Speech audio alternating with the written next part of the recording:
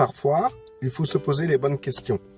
Alors, c'est vrai que souvent, j'aborde des sujets qui paraissent un peu psychologiques, mais c'est pas du tout de la psychologie, mais c'est simplement pour vous faire réagir sur le comportement que vous avez et qu'on peut avoir en fait dans notre vie chrétienne.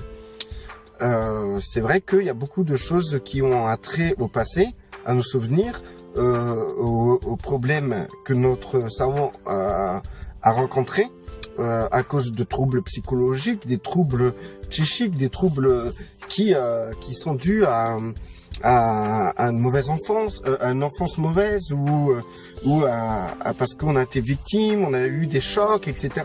Donc il faut prendre en compte cela dans notre marche chrétienne et comprendre un peu où on en est, quoi. C'est important, c'est pas histoire de mettre le doigt tout le temps où ça va pas, mais c'est plutôt comprendre pourquoi on tourne en rond. Parce que ce qui va pas, c'est pas c'est pas se poser les bonnes questions et comprendre pourquoi ça va pas.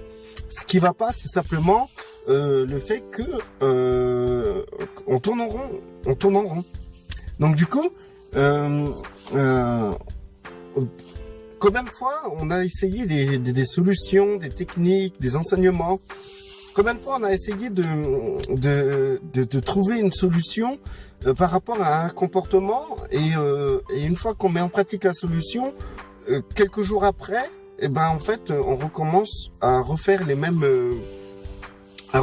choses, à retomber dans le cercle vicieux. Il y a une expression qui est du monde, c'est chasser le naturel, il revient au galop. Et dans le monde chrétien, c'est pareil. Quand nous voyons quelqu'un prendre conscience de quelque chose, chasser cette chose, on attend juste un mois pour que la personne recommence tout ce qu'il a chassé. Dans tous les sens du terme, figuré dans tous les sens du terme, quoi.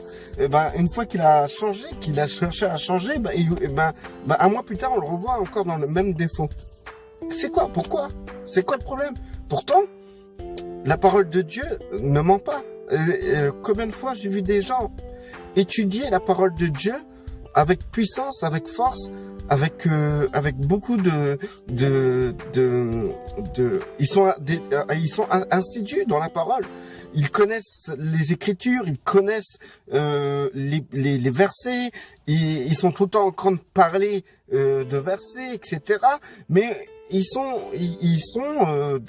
tout le temps dans un cercle vicieux dans lequel ils vivent dans le péché, dans lequel ils peuvent vivre dans des défauts charnels, ils sont mauvais, ils parlent sur les autres, ils se mettent en colère pour rien.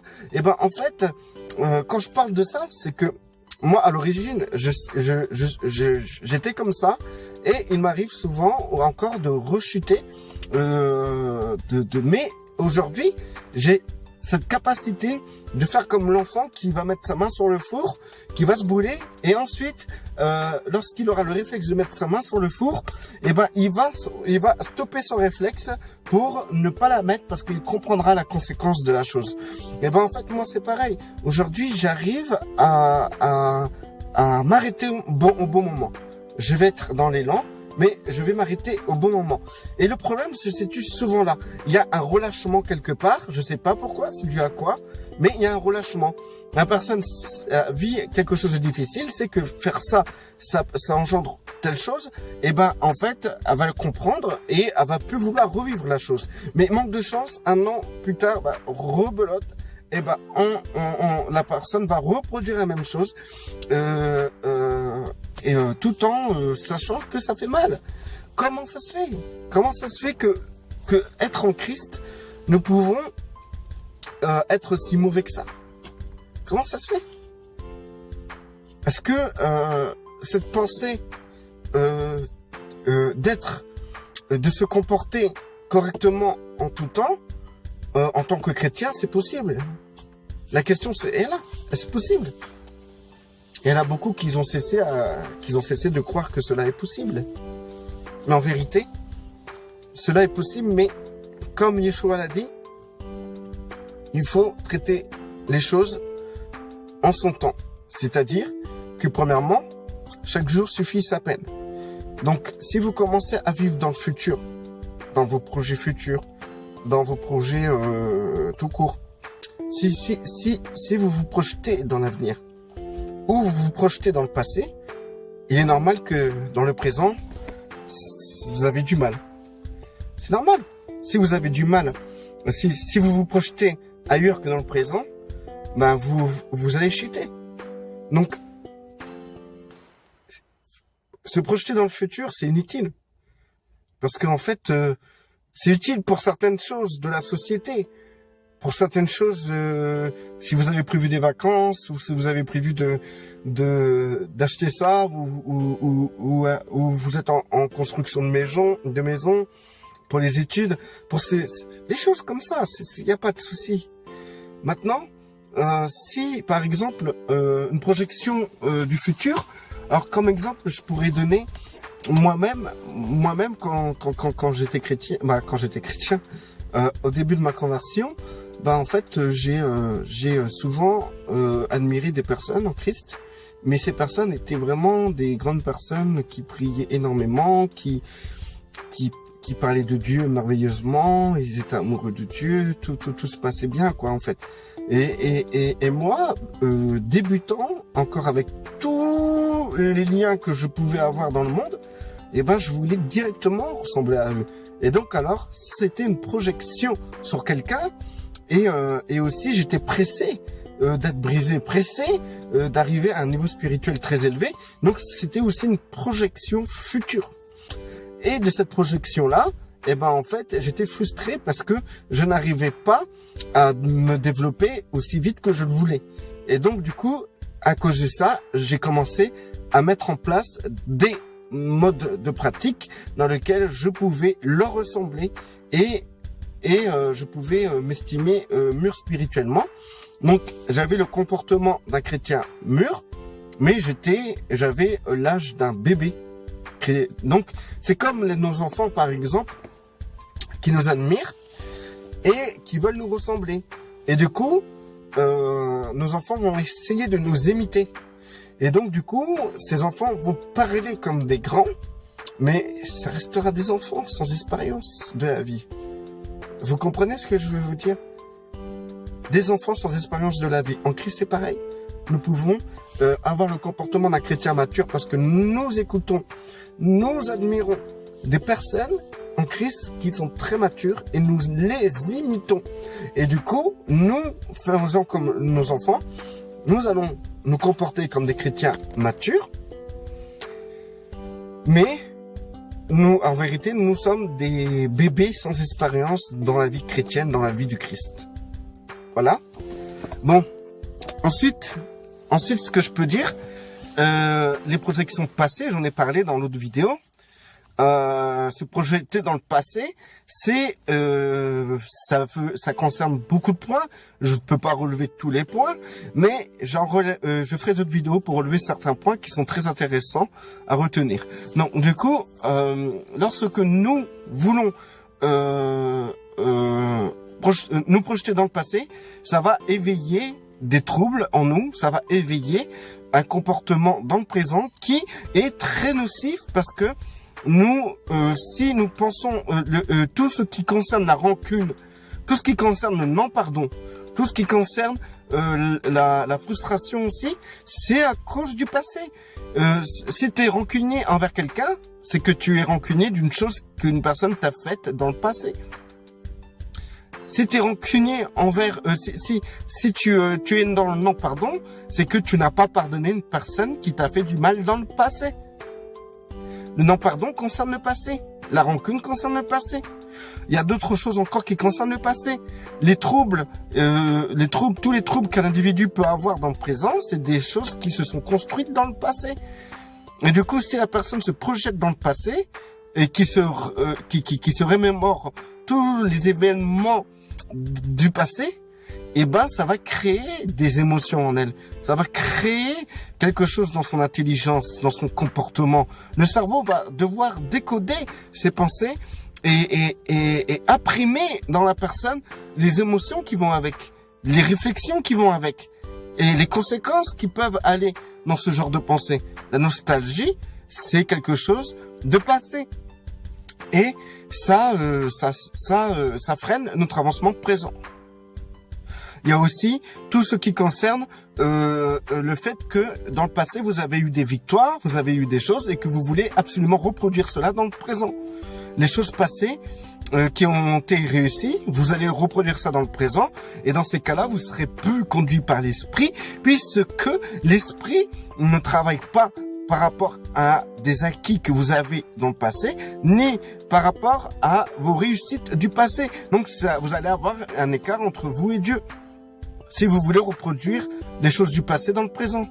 Donc, le plus souvent, le fait de penser au futur ou le fait de penser au passé, ça fait deux choses qui, déjà, dans le présent, vont vous troubler.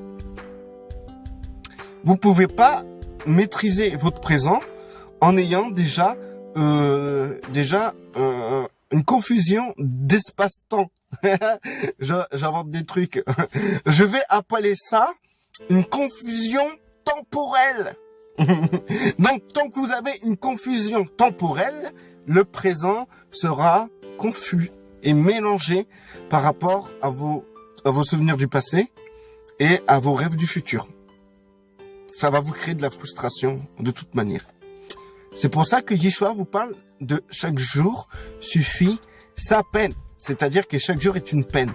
Et donc, dans votre journée, il faut calculer tout. Je vais pas vous dire d'être fou. Vous devez être dans le repos. En sachant que si vous êtes dans le présent, vous serez déjà reposé. Parce que être nostalgique ou être accroché par rapport au passé ou être rêveur et être frustré de pas aboutir à des objectifs, c'est frustrant. C'est pas ça qui vous donne le repos. Mais maintenant, laissez au passé fermez la porte au passé. C'est possible. C'est totalement possible en Christ. C'est ça que vous devez lire dans la Bible. Arrêtez de lire des trucs qui va vous recherchez la prospérité, la guérison, vous recherchez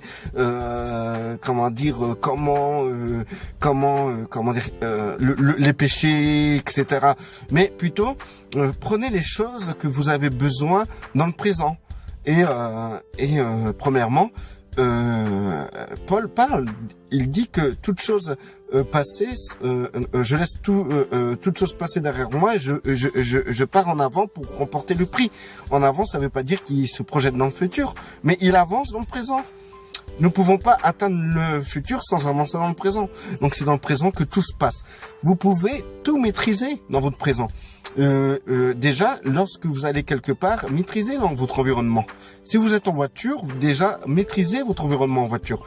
Déjà, essayez de pas être hors la loi. Ça vous évitera des PV. Comme un chrétien des PV, c'est la honte quand même, non? Pour les chrétiens. Franchement, en ayant dans la Bible, en lisant la Bible qu'il faut respecter les autorités. C'est une honte.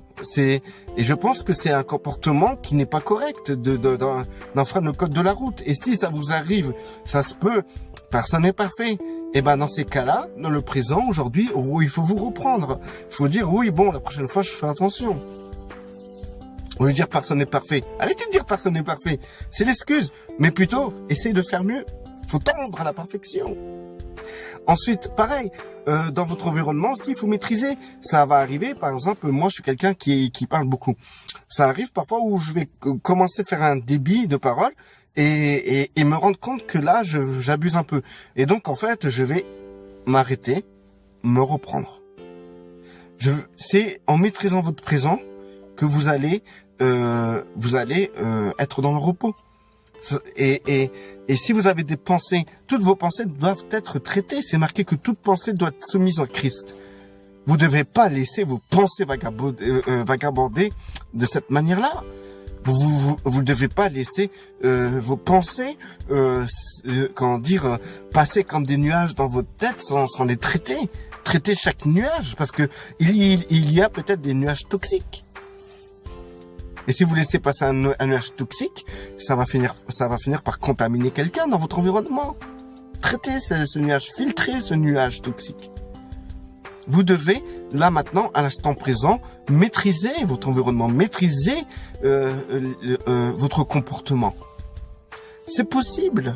Moi-même, je suis un perturbé de la vie. Mais franchement, c'est parce qu'il faut me connaître. pour comprendre que quand je vous parle comme ça et que si je vous dis ça, c'est que je le mets en pratique, eh ben, il faut voir que c'est possible. C'est totalement possible. Chaque instant de votre journée doit être filtré, maîtrisé, mesuré et calculé. Vous devez être intelligent. Demandez au Seigneur de la sagesse si vous en manquez. C'est important de faire attention à ce que vous faites dans le présent. C'est pour ça que les gens qui se projettent dans le passé ou dans le futur, dans leur présent, ils font des tas de gaffes, des tas de gaffes. C'est dommage pour eux. Et c'est pour ça que le chrétien a des comportements qui sont nocifs à cause de ces projections. Voilà. Restez bénis.